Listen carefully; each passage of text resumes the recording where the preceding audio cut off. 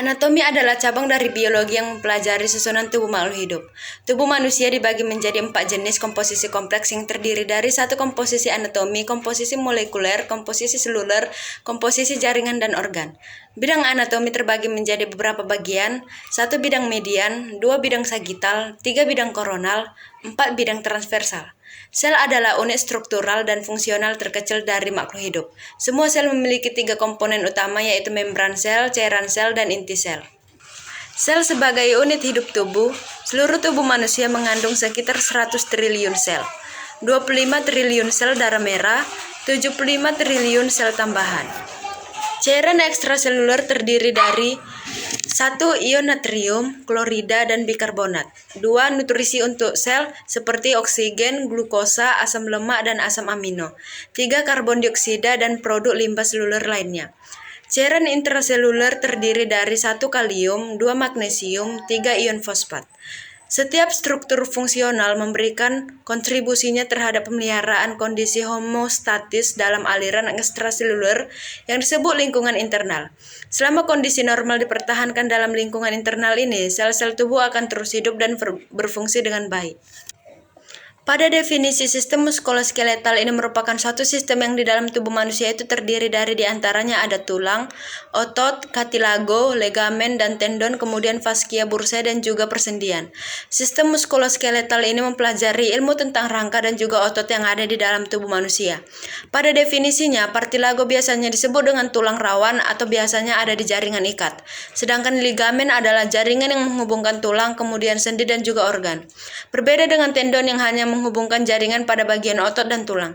Sedangkan pada bagian ini, fascia disebut dengan jaringan yang menghubungkan dan menahan setiap organ, kemudian pembuluh darah, tulang, serabut saraf, dan juga otot. Di dalam kerangka manusia, 40%-nya terdiri dari otot rangka dan 10%-nya terdiri dari otot polos dan juga otot jantung. Sistem ini menggambarkan bagaimana tulang lainnya dan serat otot lainnya itu bisa melalui jaringan ikat serta memberikan stabilitas pada tubuh. Adapun fungsi otot sebagai berikut: pertama, sebagai pergerakan, 2 mempertahankan posisi tubuh, 3 dukungan jaringan lunak, 4 menjaga suhu tubuh. Anatomi otot rangka: 1 fascia, 2 epimysium, 3 fascicles, 4 primysium, 5 muscle fibers, 6 endomysium, 7 sarkomer. 3 jenis utama sel otot: 1 skeletal, 2 smooth, 3 kardiak. Siklus jantung adalah peristiwa jantung yang terdiri dari awal 1 detak jantung ke awal detak jantung berikutnya adalah atrium bertindak sebagai pompa primer untuk ventrikel, dan ventrikel pada gilirannya menyediakan sumber daya utama untuk menggerakkan darah melalui sistem vaskular tubuh. Sistol dan diastol. Sistol adalah saat jantung terisi darah diikuti periode kontraksi. Diastol adalah siklus jantung terdiri dari periode relaksasi. Ventilasi paru.